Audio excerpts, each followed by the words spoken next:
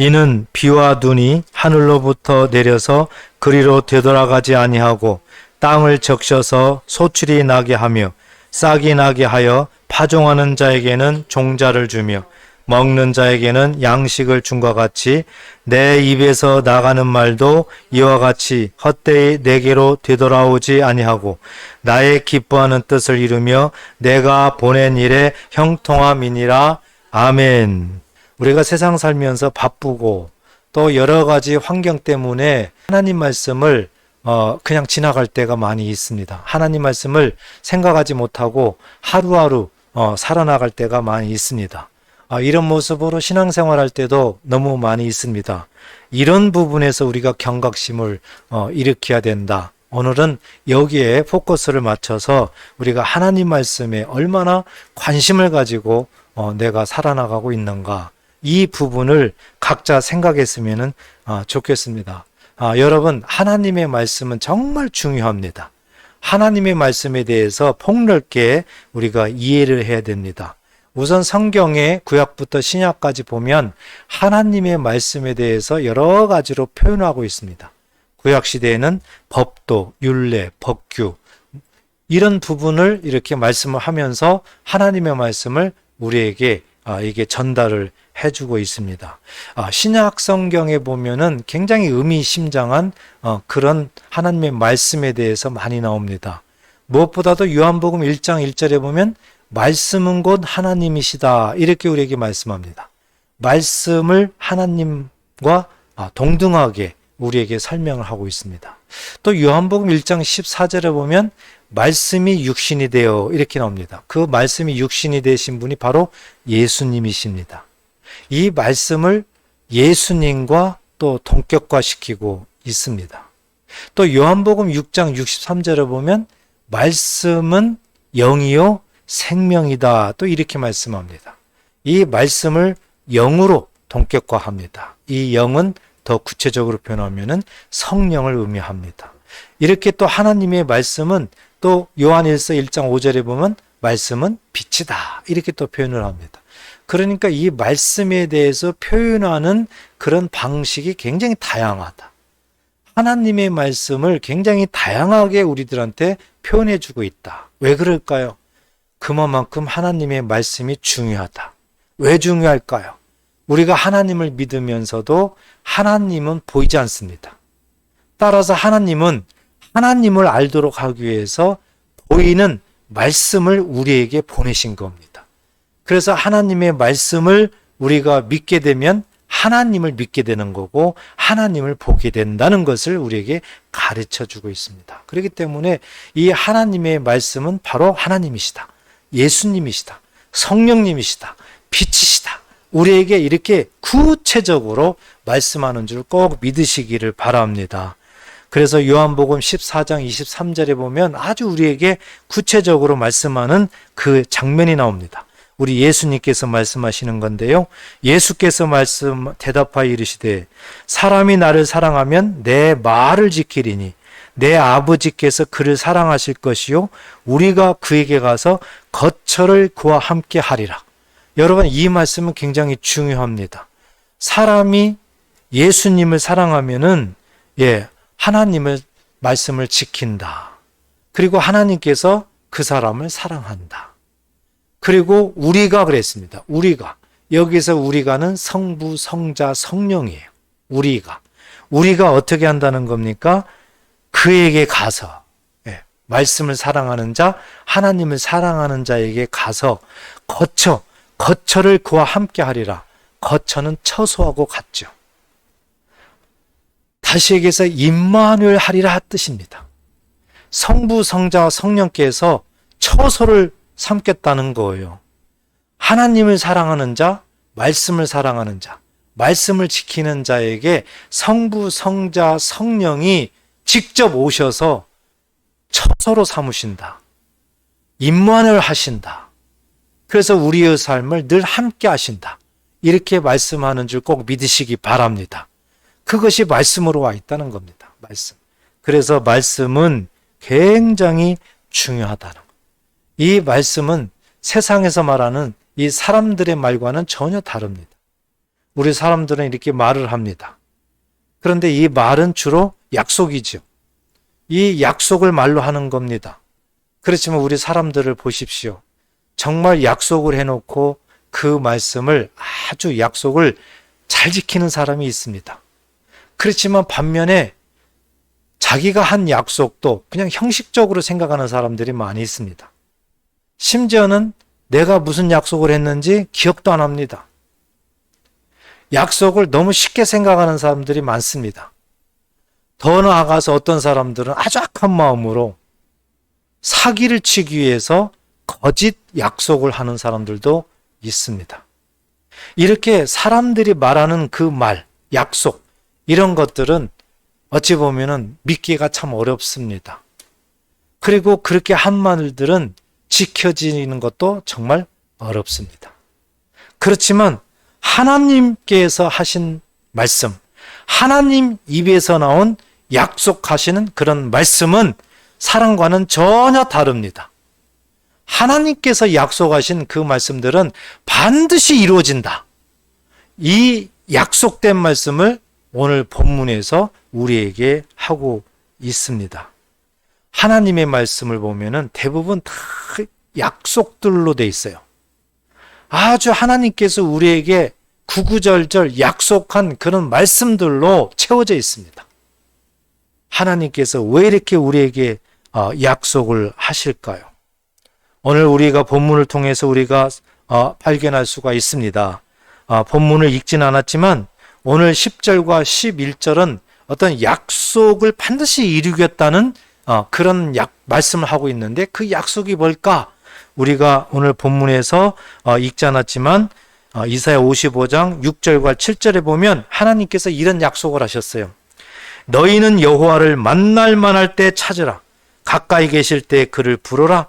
악인은 그의 길을, 불의한 자는 그의 생각을 버리고 여호와께로 돌아오라. 그리하면 그가 긍휼히 여기시리라. 우리 하나님께로 돌아오라. 그가 너그럽게 용서하시리라. 하나님께서 이 약속을 하셨어요. 하나님께서 그 당시에 이스라엘 시대 때 하나님을 떠난 백성들, 이방인들까지 다 포함해가지고 여호와께 돌아와라. 다시 얘기해서 너희가 지금 살고 있는 그 모습들은 하나님 앞에 다 죄인으로 하나님을 떠난 삶을 살고 있다. 너희 악한 길에서 돌아와라. 불의한 자들은 그 생각을 버리고 하나님께로 돌아와라. 한마디로 얘기하면 회개하라 그 뜻입니다. 회개하고 하나님께 돌아오면은 하나님께서 너희들을 용서하시겠다. 그리고 구원하시겠다. 이것을 약속한 건데 이 약속된 말씀을 오늘 본문에서 아주 쉽게 비유하면서 강조를 하고 있습니다. 10절에 보니까 이는 비와 눈이 하늘에서 내려서 그리로 되돌아가지 아니하고 땅을 적셔서 소출이 나게 하며 싹이 나게 하여 파종하는 자에게는 종자를 주며 먹는 자에게는 양식을 줌과 같이 아주 쉽게 비유를 했어요. 하늘에서 눈과 비가 내리면 그 내린 눈이 다시 하늘로 올라가는 것을 보았느냐? 자연의 이치를 설명을 하죠. 절대 그럴 수는 없다는 거죠. 눈과 비가 내렸으면 땅을 적신다는 겁니다. 땅을 적신다는 거예요. 그래서 그 뿌린 씨에 땅이 적셔져 가지고 싹이 나게 한다는 겁니다. 그리고 소출이 나게 한다는 거예요. 그래서 먹는 자에게는 양식을 준다는 거죠.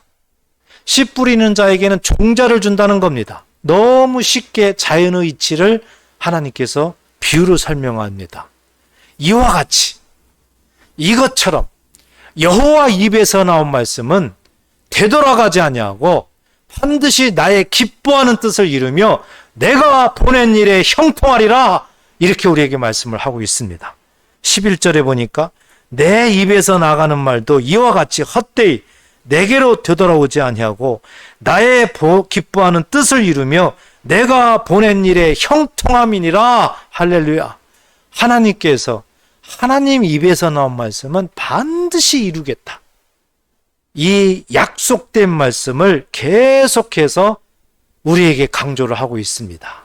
왜 이렇게 하나님이 이렇게 하실까요? 하나님의 약속된 말씀은 반드시 이루어지니까 그 말씀을 소중히 여기고 그 말씀을 기억하고 말씀에 순종하면서 살아나가라. 이것이 하나님의 뜻이고 우리에게 말씀하는 줄 꼭 믿으시기를 바랍니다. 그래서 오늘 이사야 55장 6절 7절에 하나님께로 돌아와라. 그리하면 하나님께서 용서하시고 하나님께서 구원하시겠다. 이 약속된 말씀을 반드시 이루시겠다. 여러분 언제 이루셨을까요? 요한복음 19장 30절에 보니까 예수께서 신 포도주를 받으신 후에 이르시되 다 이루었도다 하시고 머리를 숙이니 영혼이 떠나가시니라. 구약에 약속한 하나님의 말씀이 바로 예수님이 십자가의 죽으심으로 이루신 줄 믿으시기 바랍니다. 예수님께서 이 땅에 오셔서 모든 인류의 죄악을 친히 다 담당하시고 십자가에 죽습니다. 그런데 예수님이 십자가에 죽기 바로 직전에 십자가 도상에서 예수님이 무슨 말씀을 하셨을까? 다 이루었도다.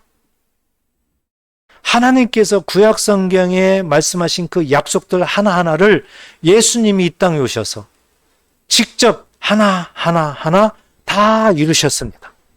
다 이루시고 십자가에 죽으셨습니다. 이 사실을 꼭 믿으시기 바랍니다.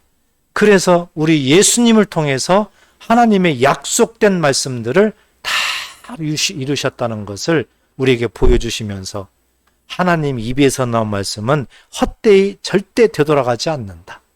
반드시 하나님이 말씀하신 대로 이루신다는 것을 우리 예수님께서 완벽하게 증명하신 줄 꼭 믿으시기를 바랍니다. 우리 예수님께서 이제 십자가에 죽으시고 사흘 만에 부활하셨습니다. 부활하시고 바로 하나님 나라로 승천하지 아니하시고 40일 동안 이 땅에 계시면서 제자들에게 나타나셔서 계속해서 천국 복음을 가르치시고 계속 증명을 해주셨습니다. 그 중에 하나가 이제 제자들이 다 예수님이 죽으니까 다 흩어졌어요. 자기 본업으로 돌아갔어요. 제자들의 본업은 주로 어부였습니다. 그래서 갈릴리 바다에 고기 잡으러 갔습니다. 그 고기를 잡는 그런 시간에 우리 예수님께서 부활하셔서 나타나셨어요. 특히 베드로에게 나타나셔서 베드로에게 이제 질문도 하고 베드로에게 대답을 듣고 그럽니다. 그 질문과 대답은 우리가 너무 잘 아는 거죠. 예수님이 이제 잡히던 날 밤에 베드로가 예수님을 죽도록 따라다니고 예수님이 죽을 때 같이 죽겠다고 그렇게 호언장담했지만 예수님이 붙잡히니까 베드로는 서서히 도망갑니다. 그래서 예수님을 따라가기는 가지만 멀찍이 이제 떨어져서 이제 도망갈 준비를 하는 거죠. 그 주변에 있는 사람들이 네가 예수님 제자 맞지? 뭐 이렇게 질문하니까 부인합니다. 아니다. 도리어 세 번째는 예수님을 저주하는 부인을 합니다. 예수님은 그 모습을 본 거죠. 예수님은 십자가에 죽었습니다. 부활하셨습니다. 그런데 예수님이 부활하셔서 나타났습니다. 그리고 베드로에게 그 장면을 다시 질문을 합니다. 어떻게 질문합니까? 네가 나를 사랑하느냐? 세 번씩이나 이것을 질문을 합니다. 베드로 마음은 어땠을까요? 한마디로 따끔했겠죠. 예수님이 다 알고 계시는구나. 예수님이 그 모습을 계속 회상시키시면서 세 번을 부인한 그 베드로, 세 번 질문함으로 말미암아 우리 예수님께서 베드로를 다시 한번 회복시키시고 다시 한번 사명을 주고 있는 그 장면입니다. 그런데 마지막에 예수님이 베드로에게 하신 말씀이 있어요. 요한복음 21장 18절 19절 보면 베드로에게 이런 말씀을 하셨어요. 예수님께서 부활하셔가지고 내가 진실로 내게 이르노니 내가 젊어서는 스스로 떼띠고 원하는 곳으로 다녔거니와 늙어서는 내 팔을 벌리리니 남이 내게 떼띠우고 원하지 아니하는 곳으로 데려가리라. 예수님께서 베드로에게 이 말씀을 하셨어요. 네가 젊어서는 네가 원하는 대로 아무데나 떼띠고 돌아다니겠다는 거죠. 그렇지만 늙어서는 네가 팔을 벌리고 네가 원치 않는 곳으로 남이 너를 띠띠우고 데려간다는 거예요. 그런데 이게 도대체 무슨 말일까? 19절에 보니까 이 말씀을 하심은 베드로가 어떠한 죽음으로 하나님께 영광을 돌릴 것을 가리키심이라 그랬습니다. 베드로의 죽음을 말씀한 거예요. 베드로가 언제 죽을까? 너는 늙어서 죽는다. 예수님이 약속한 겁니다. 예언의 말씀을 한 거예요. 그런데 어떻게 죽느냐? 너는 늙어서 죽지만 이제는 네 맘대로 죽지 못하고 남이 너를 죽이겠다. 이렇게 약속을 하셨습니다. 자, 이 약속은 어떻게 됐을까? 이 약속은 하나님께서 그렇게 우리에게 약속하신 대로 하나님 말씀은 반드시 이루어진다. 이 말씀대로 베드로는 늙어서 죽었을까? 이 부분을 우리가 성경적으로 알아봐야 됩니다. 그런데 예수님이 죽고 난 다음에 이제 초대교회이죠. 엄청난 핍박이 왔습니다. 예수님이 죽고 난 다음에 예수를 믿는 자들은 엄청난 그런 핍박 속에 살아가야 됐습니다. 그래서 그 당시에 유대 왕부터 장로들까지 엄청난 그런 핍박을 예수 믿는 자들에게 하게 됩니다. 그래서 예수를 믿으려면은 목숨을 내걸고 믿어야 됐습니다. 여러분, 초대교회 때는 이렇게 예수 믿는다는 것이 정말 목숨을 내놔야 됐어요.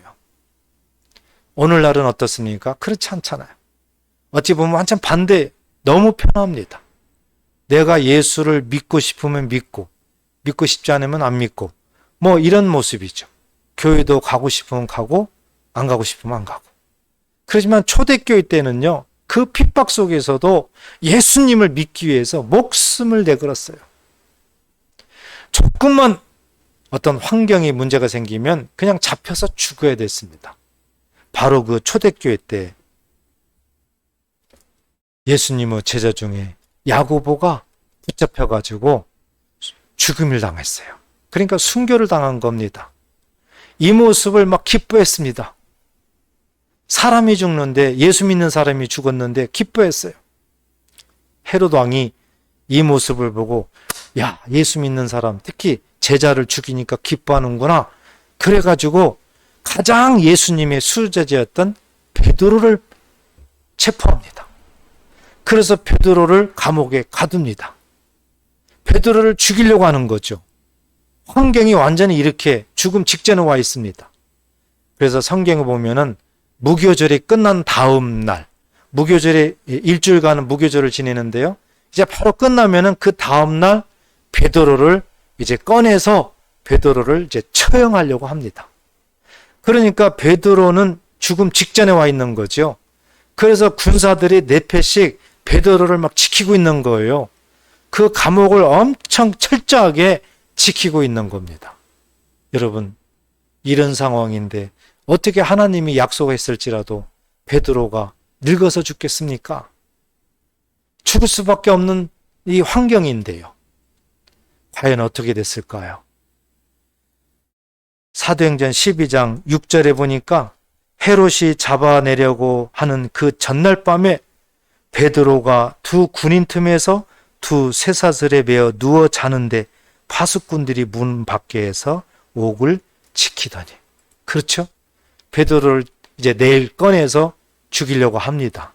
그러니까 문 밖에서 아주 철저하게 베드로를 지키고 있어요. 이제 환경은 베드로는 죽어야 됩니다. 어떻게 됐을까? 7절에 보니까 이런 말씀이 있습니다. 호련히 주의 사자가 나타나매 천사가 나타났어요. 왜 나타났을까요? 옥중에 광채가 빛나며 또 베드로의 옆구리를 쳐 깨워 이르되 급히 일어나라 하니 쇠사슬이 그 손에서 벗어지더라. 놀라운 역사가 일어났습니다.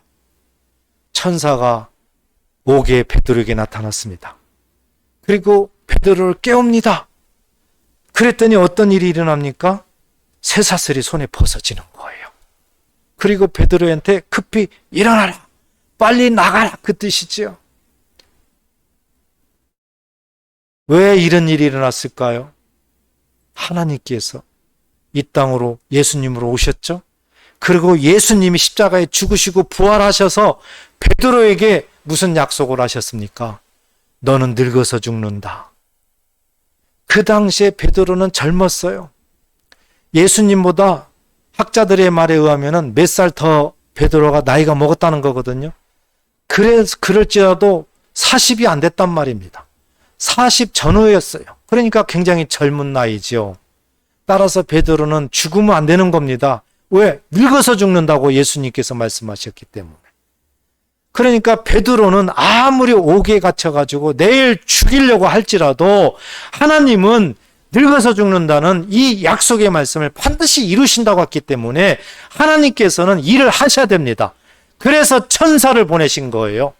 천사를 베드로에게 보내서 베드로에게 이제 하나님께서 그 옥에서 나갈 수 있도록 하나님이 역사하시는 겁니다, 여러분. 그래서 베드로는 죽지 아니하고 살아났습니다. 할렐루야! 하나님의 약속의 말씀은 반드시 이루어진다는 것을 우리 하나님께서는 끝까지 지키신 줄 믿으시기 바랍니다. 하나님의 약속 때문에 이렇게 베드로에게 환경이 바뀌는 거예요. 죽을 사람이 살아나는 겁니다. 또 하나, 왜 이런 일이 일어날까? 우리가 생각을 해야 됩니다. 베드로가 사도행전 12장 7절에 보니까요, 내일 죽습니다. 그런데 베드로가 어떻게 하고 있었어요? 자고 있었어요. 자고 있었어요. 얼마나 잠에 깊이 잠들어 있는지 여기 성경에 보니까 주의 사자가 옆구리를 쳐서 깨웠다 이렇게 나옵니다. 굉장히 깊이 잠들었다 이렇게 표현을 하는 거죠. 여러분 생각해 보세요. 베드로는 내일 죽어요. 그런데 전날 밤에 이렇게 죽는 사람이 깊이 잠들어서 편안하게 쉬고 있습니다. 왜 베드로가 이렇게 깊이 잠을 들었을까? 왜 그랬을까요? 바로 예수님이 부활하셔서 너는 늙어서 죽는다.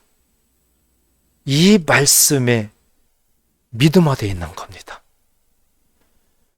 예수님이 하신 말씀을 철저하게 믿고 있었던 겁니다. 그러니까 베드로의 마음속에는 나는 비록 옥에 갇혔고 내일 죽는다고 너희들이 그러지만 분명히 주님이 나한테 약속하셨어. 나는 늙어서 죽어. 나는 늙어서 죽어. 그러니까 나는 안 죽어. 이 믿음이 있었기 때문에 베드로는 전날 밤에도 편안하게 깊이 잠들어 있는 줄 믿으시기 바랍니다. 바로 이 부분이 우리한테 시사하는 바예요. 그래서 어떤 환경 속에서도 정말 우리가 위기에 놓여 있을 때, 심각한 어려움이 있을 때에도 하나님께서 우리에게 약속하신 그 약속의 말씀은 반드시 이루어진다는 그 믿음이 있다면 나에게, 우리에게는 평안이 임하게 되는 거고, 하나님께서는 그 약속한 말씀대로 그 사람을 그 위경에서 건져내는 줄 꼭 믿으시기를 바랍니다. 하나님의 약속의 말씀은 이렇게 반드시 이루어진다는 거예요. 그래서 믿는 자들은 이렇게 베드로처럼 지금도 약속의 말씀을 우리가 믿는다면은 반드시 이루어진다는 사실을 다시 한번 꼭 새기나시기 바랍니다. 히브리서 11장 6절에 보면 믿음이 없이는 하나님을 기쁘시게 하지 못하나니 하나님께 나아가는 자는 반드시 그가 계신 것과 또한 그가 자기를 찾는 자들에게 상 주시는 이심을 믿어야 할지니라. 아멘. 우리가 하나님의 약속의 말씀을 믿어요. 하나님은 살아계심을 믿습니다. 하나님께서 반드시 상 주신다는 것은 무슨 의미입니까? 약속의 말씀을 내가 믿고 베드로처럼 그 말씀 속에 살고 있었더니 그 약속의 말씀이 때가 되니까 나에게도 이루어 주시는 겁니다. 나에게 이루어진 것을 상 주셨다, 이런 의미인 줄 꼭 믿으시기 바랍니다. 사랑하는 성도 여러분, 하나님의 약속은 믿는 자들에게 반드시 이루어진다. 이것은 너무너무 중요한 겁니다. 이 약속의 말씀만 우리가 베드로처럼 믿어지고 내 마음의 어떤 환경 속에서도 평안을 찾는다면 반드시 우리의 삶 속에 우리는 경험되는 겁니다. 경험될 줄 믿습니다. 그래서 우리는 약속의 말씀을 이렇게 믿어야 된다는 것이 굉장히 중요해요. 그런데 우리가 구체적으로 생각해야 됩니다. 약속의 말씀을 믿으려면은 뭐가 있어야 됩니까? 약속의 말씀이 있어야 돼요. 여러분, 약속의 말씀을 내가 믿는다? 그러면 말씀이 있어야 되는 거예요. 내 속에 하나님의 말씀이, 약속된 말씀이 있어야 되는 겁니다. 만약에 약속된 말씀이 없는데 어떻게 믿어요? 말씀이 없는데도 믿습니다. 글쎄요. 어떻게 해석해야 될지 모르겠네요. 우리가 한번 이렇게 생각해 보시죠. 은행에 통장이 있는데 거기에 내가 저축을 막 했습니다. 저축을 많이 했습니다. 그러면은 이렇게 저축한 사람들은 내가 필요할 때, 급할 때, 돈이 필요할 때 통장에 들어있는 돈을 꺼내서 사용할 수가 있습니다. 그래서 문제를 해결할 수가 있죠. 맞죠? 그런데 만약에 통장에 저축된 돈이 없어요. 아무것도 없어요. 그런데 갑자기 급한 일이 생겼습니다.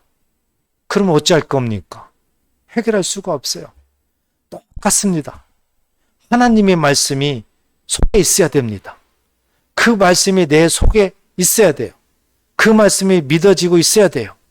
그런 상황에서 우리가 살면서 급한 일, 어려운 일이 있을 때 하나님 앞에 기도하고 문제가 심각할 때는 하나님께서 이 약속의 말씀대로 우리에게 그대로 이루어준다는 겁니다. 그래서 문제가 해결되고 응답되고 그렇다는 거예요. 그래서 우리는 이제 하나님의 말씀이라는 것을 굉장히 중요시 여겨야 되고 그 말씀이 믿어져야 되는 거고 믿으려면 약속이 내 속에 있어야 되는 거고 그렇습니다. 그래서 우리가 해야 될 일은 하나님의 말씀에 관심을 이제 가져야 된다. 하나님의 말씀을 자꾸 이제는 읽고 듣고 해가지고 약속된 말씀을 내 속에 채워야 된다. 이것이 우리에게 가장 중요한 일입니다. 세상에 살면서 어렵고 여러 가지 관심 가질 일이 많습니다. 우리가 필요한 것을 우리가 뭔가를 얻어야 되기 때문에 관심 가져야 될 일이 너무 많이 있습니다. 심지어는 날씨까지도 이렇게 더워가지고 이 더위를 어떻게 잘 넘길까 관심을 많이 갖습니다. 건강에 대해서 관심을 많이 갖습니다. 돈에 대해서도 관심을 많이 갖습니다. 좋습니다. 그렇지만 더더욱 관심을 가져야 되는 것은 하나님의 말씀인 줄 꼭 믿으시기 바랍니다. 하나님의 말씀이 내 속에 있어야 되는 거예요. 하나님의 말씀. 예전에 우리 조상들처럼 무조건 말씀도 모르는데 믿습니다. 믿습니다. 이렇게 했던 우리 조상들이 많습니다. 너무 잘하신 거죠.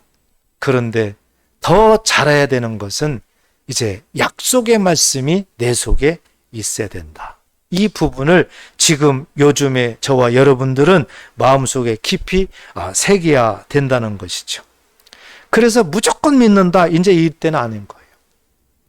지성이면 감천이다. 내가 하나님 앞에 정성을 들이면 하나님은 감동해서 나에게 복을 줄 거다. 이것은 불교나 이런 데에서 하는 일이에요. 여러분, 우리 하나님은 약속의 하나님이십니다. 우리 하나님은 약속대로 우리를 인도하십니다. 약속의 하나님을 기억하시기를 축복합니다. 약속대로 우리를 인도하세요. 그래서 우리가 신앙생활을 그냥 형식적으로 대충 하면 아무 소용없습니다. 변화가 없어요. 응답이 없습니다. 약속이 있어야 됩니다. 하나님이 우리에게 약속하신 그 약속의 말씀이 내 속에 있어야 된다는 겁니다. 그럴 때 하나님께서 놀라운 역사를 우리에게 일으키시는 거예요. 그래서 우리가 변화가 일어나는 겁니다. 신앙생활에 변화가 일어나는 거예요. 삶에 변화가 일어나는 거예요. 약속된 말씀이 있어야만 변화가 일어난다. 이것을 꼭 잊지 마시고 날마다 말씀을 기억하시고 관심을 가지시고 삶을 사시기를 축복합니다.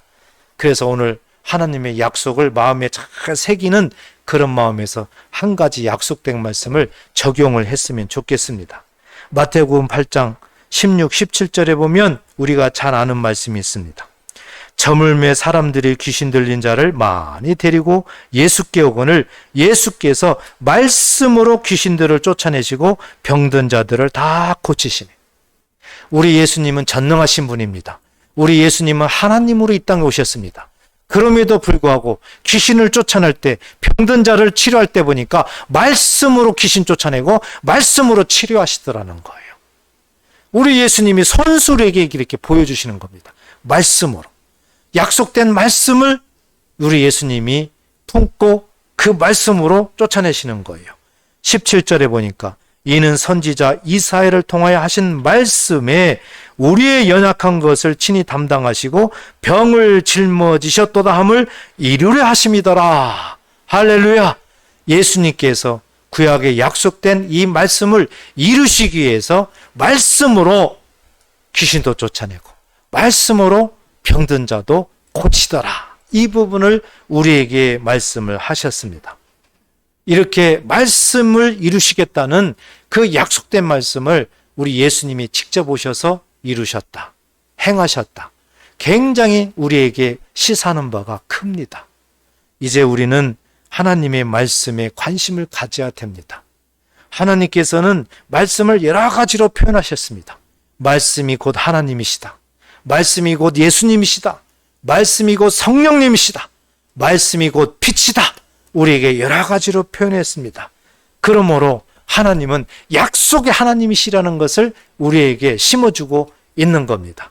사랑하는 성도 여러분, 하나님 말씀은 반드시 이루어집니다. 믿으십니까? 믿으시면 아멘. 하나님의 말씀은 반드시 이루어진다. 이것이 우리의 삶의 신앙의 모토가 되어야 됩니다. 이것이 가장 파워 있는 우리의 신앙생활입니다.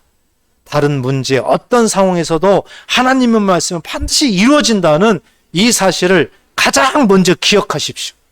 어찌 보면 베드로가 옥중에서도 그 말씀을 가장 먼저 기억한 겁니다. 우리도 똑같이 닮아가면 됩니다. 오늘 우리가 적용하고자 하는 마태복음 8장 16절 17절, 많은 환우들이 있습니다. 많은 어려움을 당하는 사람들이 있습니다. 병자들이 많습니다. 어찌해야 될까? 우리가 하나님의 말씀은 반드시 이루어진다는 이것을 한번 생각하고 이것을 한번 앞장세워서 하나님의 말씀에 집중해 보십시다. 그리하면은 분명히 약속대로 우리 예수님이 모든 연약함을 짊어지셨다고 했습니다. 담당했다고 했습니다. 병을 짊어지다고 했습니다. 이것을 짊어지고 십자가에 죽으심으로 우리에게 회복을 선물로 주신 줄 믿으시기 바랍니다. 이것을 믿게 되면은 우리는 치료가 일어나는 거예요. 그래서 하나님이 직접 우리에게 치료하시면은 순간 치료가 나타나는 것입니다. 이 말씀이 마음에 깊이 새겨져서 놀라운 하나님의 치료 역사가 경험되는 저와 여러분 되시기를 주의 이름으로 축복합니다. 기도하겠습니다.